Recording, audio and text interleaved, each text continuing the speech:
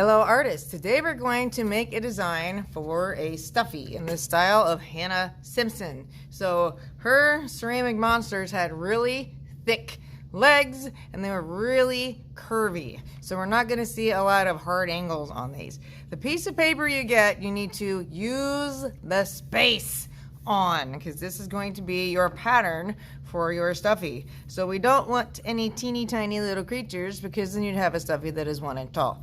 So for example, I'm going to start with the feet and see how my feet are pretty much touching the bottom of the page and they're really thick. Then I'm going to put a curve here and start the main part of the body. It looks like a giant macaroni noodle, I know. And I'm also making that thick.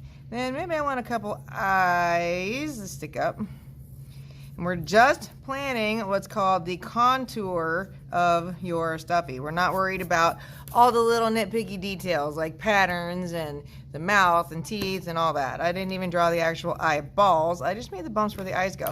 And if you look, I'm almost touching the sides. I'm coming really close to the top. Actually, I'm going to make that one a little higher. So one more time. However big this is how big your Stuffy will be. Go to the edge. Examples of stuff you don't want to do. If this is your piece of paper, I don't want to see any Stuffies that look like that on your page. It's way too small. Or if this is your paper, we need things thick so it'll work out in our favor. So if you have eyes that are long and stick up, that's fine, but we can't make them super skinny like this. We don't want any little skinny wimpy eyes. We want thickness, so these will be tough. They can have more than 2 legs. So maybe I draw mine so they're a little closer together. And then plan where the body's going. Figure out, do I want eyes sticking up or ears? That almost looks like a dog's nose. But use the space wisely. Once you have your pattern, you will see me for a piece of felt. I have several color options. You get what you get though. So when I run out of a color, that's it. We take the felt and fold the felt. Make sure those edges line up. Your pattern is going on top. Make sure your pattern fits on the page. Then every table will have a magnet and some pins. And I'm going to take the pin, I'm poking in. Notice I'm stabbing where my drawing is. I'm poking in, and then see how it's sticking out on the back, and then back out. So if we look, we see the pin, and it's in. I want to put this in a couple places, not everywhere. In, back out. Do not stab yourself. In, back out.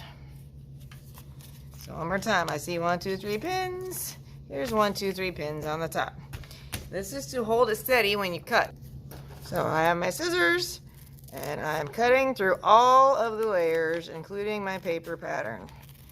And please, folks, scissors, remember Mr. Alligator from kindergarten? Cut with the back teeth. Don't take little nibbles on the end because the fabric won't like it.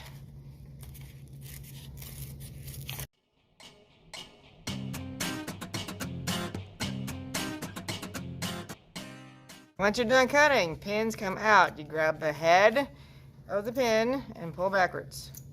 And then you stick it on the magnet. That comes up. All right, you should have 2 pieces that are identical to each other. This is where we're stopping for today. Now I need to know what belongs to who. So I will have some kind of paper somewhere, color doesn't matter. Write your name on the paper. Then you will see me for a safety pin. With these, we push in and it comes out. You can stab your paper and stab both layers of your project. And then we push it back in when we know who it belongs to.